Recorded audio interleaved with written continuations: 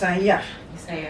Itu di Yesaya. Yesaya ya Mia, ya ini Perjanjian Lama. Perjanjian Lama ini. Ya. Coba dilihat pasal 42 Ini dia nih. ayat 1. Iko yang baca. Ya, oke. Pemirsa, izinkan saya membaca kitab Yesaya. Ini di kitab Kejadian Lama. Perjanjian Lama. Perjanjian Lama ya Mi, Perjanjian Lama. Pasal 42 ayat 1. Lihat itu hambaku yang kupegang, orang pilihanku yang kepadanya aku berkenan.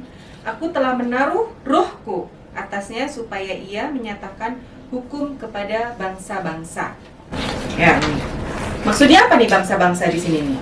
Nah, ayat yang sama kalau di dalam New King James Version, ini maaf ya, beda banget dengan Al-Quran ya. Kalau di dalam Bible itu ada versi-versinya. Jadi sekarang kita melihat Bible yang bahasa Indonesia dan Bible dalam bahasa Inggris. Kalau Al-Quran itu seluruh dunia sama. Hanya terjemahnya ya Mia. Terjemahnya. Nah sekarang ini kita lihat nih. Tadi kan bahasa Indonesianya gitu. Sekarang kita buka New King James Version. Ya. Sama nih Mi, pasal 42 ayat 1 dalam New King James Version yang bahasa Inggris. Behold my servant, whom I uphold, my elect one, in whom my soul delights. I have put my spirit upon him. He will bring forth justice to the Gentiles. Jadi versi bahasa Indonesia disebut dengan istilah bangsa-bangsa. Kemudian yang di dalam King James Version disebut dengan istilah Gentiles. Beda nggak? Beda Umi. Jadi kita lihat kalau Gentiles itu dalam bahasa Indonesianya apa? Bangsa-bangsa Umi. Artinya, Gentiles itu artinya dalam bahasa Indonesia kafir, orang kafir. Iya, amat jangan keliru ya. Gentiles ya. Jadi ketahuilah, sayang, kalau di dalam terjemahan bahasa Inggris kita terjemahkan Gentiles itu juga adalah kafir. Kalau bangsa-bangsa bahasa Inggrisnya bukan Gentiles dong Mi. Bangsa-bangsa itu kan nation artinya. Ya. Kemudian cek juga Yesaya pasal 42. Ayat 11-nya. Yang di New King James Version ya Mi, masih dalam versi bahasa Inggris. Pasal 42 ayat 11. Let the wilderness and its cities lift up their voice, the village that Kedar inhabits. Let the inhabitants of Selah sing, let them shout from the top of the mountains. Perhatikan, ada di situ terdapat kata Kedar dan Selah. Kedar itu apa? Kedar adalah sebutan untuk kaum. Sedangkan Selah adalah sebutan untuk lokasi. Lokasi mereka bermukim. Coba bandingkan dengan Bible bahasa Indonesia. Sekarang Bible bahasa Indonesia pasal 42 ayat 11. Baiklah, padang gurun menyaringkan suara dengan kota-kotanya dan dengan desa-desa yang didiami Kedar. Baiklah, bersorak-sorak penduduk Bukit Batu. Baiklah, mereka berseru-seru dari puncak gunung-gunung. Nah, di situ hanya disebut tentang Kedar. Betul, Umi. Tapi kata Selah nggak ada. Loh, nggak adanya ini kemana? Diganti ya, Mi ya? Dihilangkan. Dihilangkan, bukan diganti. Dihilangkan. Memang betul. Pertama dihilangkan, kemudian diganti dengan Bukit Batu. Coba, kenapa dihilangkan?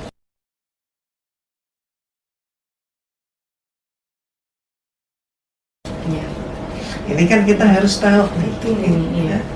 Jadi Kedar itu siapa, Mi? Kedar itu?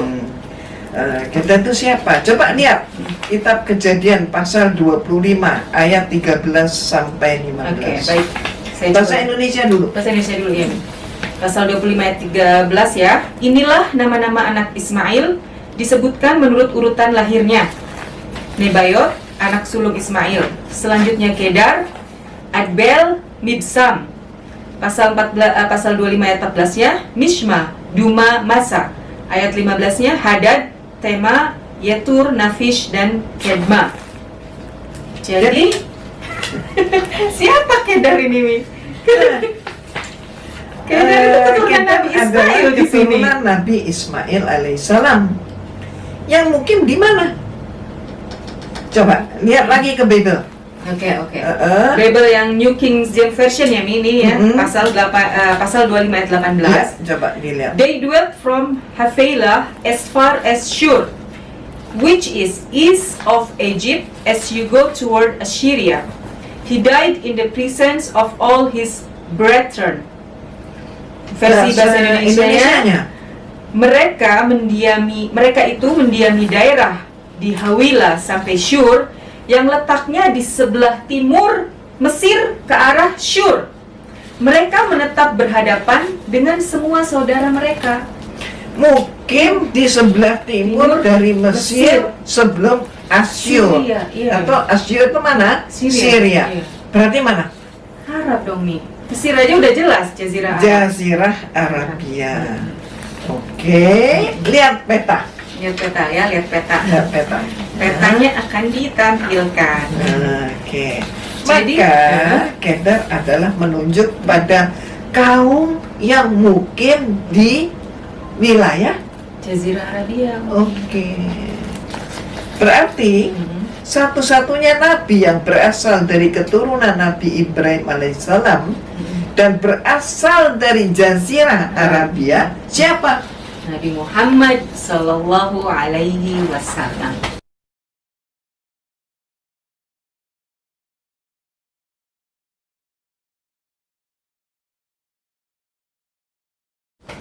Seperti itu, ya Allah. Lalu tentang Selah.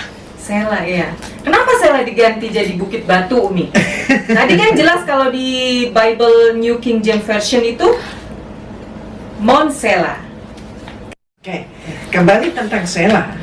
Yang dalam Bible bahasa Indonesia sebutan itu kan dihilangkan. Padahal penting banget kan? Ya. Terus, oke, why? Kenapa dihilangkan? Iya. Coba cek Google deh.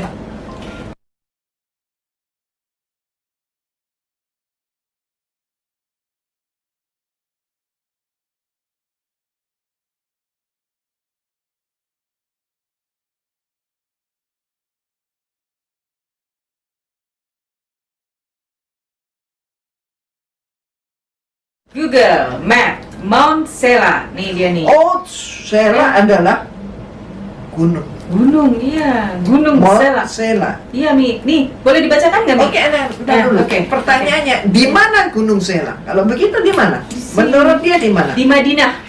Madinah. Madinah itu cuma di Madinah. Arab Saudi, Umi. Madinah cuma di Arab Saudi. Letaknya kurang lebih berapa? 700 meter dari Masjid Nabawi. Dari Masjid Nabawi, Masya Ya Allah. Allah.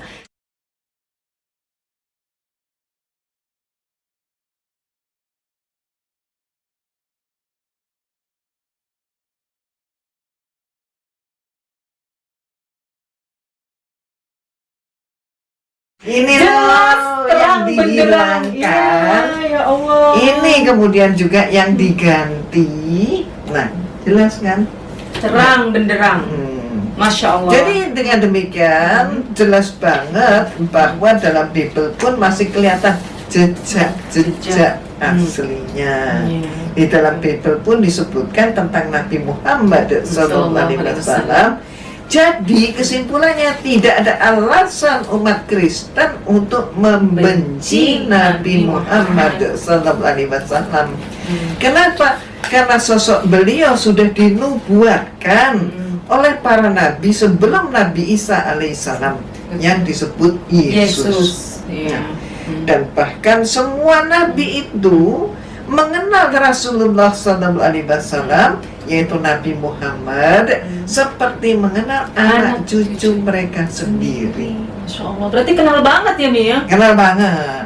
Nggak mungkin lah, nggak kenal banget. Tapi satu-satunya nabi ini yang karakternya mirip memang Nabi Muhammad dan Isa alaihissalam ya, Mi. Mereka punya sifat kasih yang mirip-mirip. Tidak berarti sama, mirip saja. Semua nabi sebenarnya membawa berita gembira. Kalau di dalam Bible ya disebutkan seperti itu. Tapi kalau ada pembuka juga harus ada penutup dong. Dan penutup ini adalah yang melengkapi. Saat ini buka aja dulu Al-Baqarah 146.